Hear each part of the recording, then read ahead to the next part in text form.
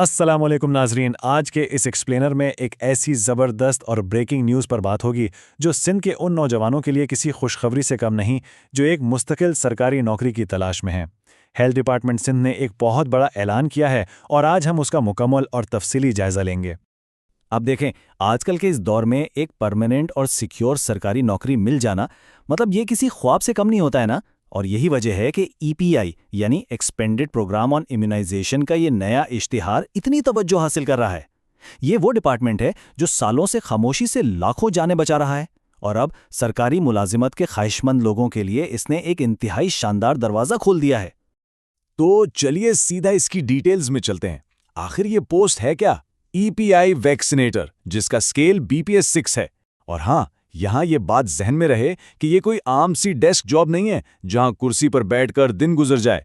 ये एक pure field job है, यानी ग्राउंड पर जाकर प्रैक्टिकली बच्चों को मुख्तलिफ बीमारियों से बचाव के टीके लगाना और इस इलाके में इम्यूनाइजेशन की शरी को बेहतर बनाना।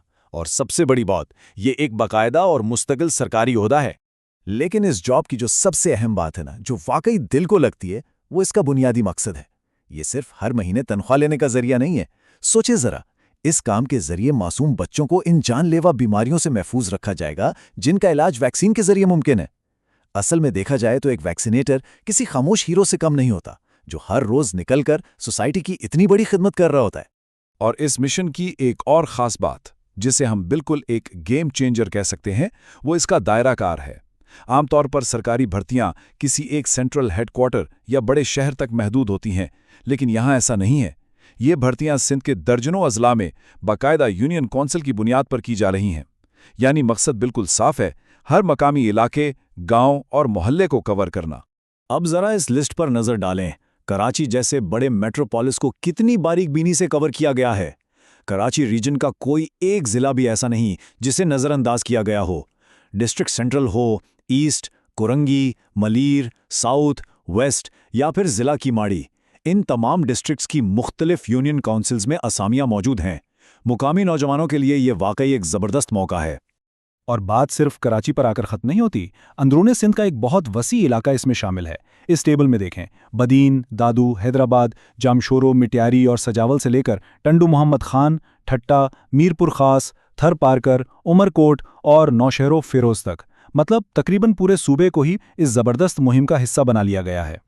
अच्छा, अब यहाँ एक बहुत ही मज़ेदार मुवाजना बनता है। अक्सर सरकारी नौकरियों में सबसे बड़ा मसला क्या होता है? यही ना कि लंबे सफ़र करने पड़ते हैं या फिर फैमिली को छोड़कर दूसरे शहर शिफ्ट होना पड़ता है। लेकिन इस ईपीआई जॉब का सबसे बड़ा फ़ायदा ही यही है कि यहाँ ड्यूटी अपनी ही यूनियन काउंसिल में लगेगी, यानी अपने ही इलाके में रहें, अपने ही लोगों की खिदमत करें और रोज़ाना के थका देने वाले सफ़र के अजाब से भी जान छूट जाए। तो अगर कोई इस शानदार मौके से फ़ायदा उठाना चाहता है तो इसके लिए 3 बहुत ही सीधे स्टेप्स हैं। पहला और सबसे लाजमी स्टेप, मुत्तल्लिका ज़िला और यूनियन काउंसिल का मकामी रिहायशी होना। ये एक ऐसी सख्त शर्त है जिस पर कोई समझौता नहीं होगा। दूसरा स्टेप, अपनी तमाम तालीमी असनाद और डॉक्यूमेंट्स मुकम्मल तैयार करना। और तीसरा और आखिरी स्टेप, अपनी दरखास्त को बाकायदा ईपीआई हेड ऑफिस में जमा करवाना। बिल्कुल क्लियर और सीधा तरीका। शफाफियत को बरकरार रखने के लिए डिपार्टमेंट ने मुकम्मल कॉन्टैक्ट डिटेल्स भी शेयर की हैं। एक्सटेंशन 1 रफ़ीकी शहीद रोड, जिन्ना हस्पताल, कराची कैंट के करीब इनका बाकायदा फिजिकल एड्रेस मौजूद है। और अगर कोई डिजिटल राब्ता करना चाहे तो epi-sindh@gmail.com पर ईमेल भी की जा सकती है। ये डिटेल्स इसीलिए फराहम की गई हैं ताकि इन्फॉर्मेशन बिल्कुल मुस्तनद और बराए रास्त महकमे से मिले। तो आखिर में सोचने की बात यही उभरती है कि क्या अपनी कम्युनिटी और आने वाली नस्लों को महफूज बनाने का वक्त आ गया है? जैसा कि इस एक्सप्लेनर में हमने देखा, ये सिर्फ एक नौकरी का इश्तिहार नहीं बल्कि अपने ही इलाके की खिदमत का एक सुनहरा मौका है। उम्मीद है कि इस तफसीली जायजे से उन सब लोगों को भरपूर रहनुमाई मिली होगी जो एक बेहतर और महफूज मुस्तकबिल की तरफ अमली कदम बढ़ाना चाहते हैं।